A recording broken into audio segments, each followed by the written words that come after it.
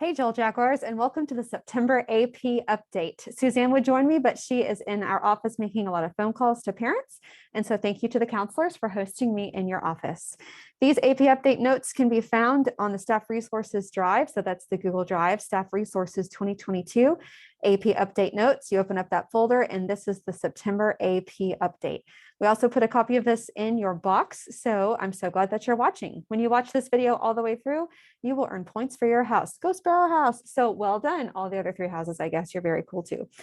So let's start with our first agenda item, house assembly. Because of the vast needs of our campus with accelerated instruction, we've had to make a change to the house assembly and house meeting structure for this year. The house assembly previously was going to be the whole house coming together to celebrate like 9 weeks accomplishments and celebrate the end of the grading period, things like honor roll, perfect attendance, shout outs to other people in the house, things like that. But now we have taken those off of the calendar so that way we can really have more days for accelerated instruction to be offered. We need those days on the calendar in order to meet all the needs of our Jaguars. So we will continue both having house meetings. So the house meeting is where our classroom teachers, all of our teachers, host something in their classrooms. It's kind of like it's replacing the club, but if you are a fifth grade teacher in the Uamuzi house, you will have only Uamuzi kids from fifth grade in your class. And there will be other teachers on campus who will also take some of the fifth grade Uamuzi Jags.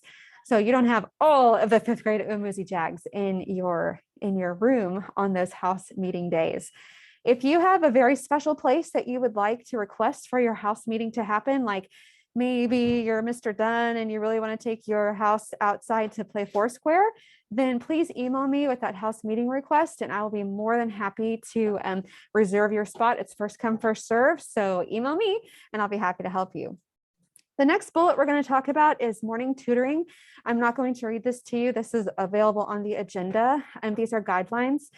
And I want to really clarify that the before school morning tutoring expectations for staff are different than the Power Up expectations. For example, all of our staff members are expected to be participating in Power Up every day, unless we have the special thing like the house meeting.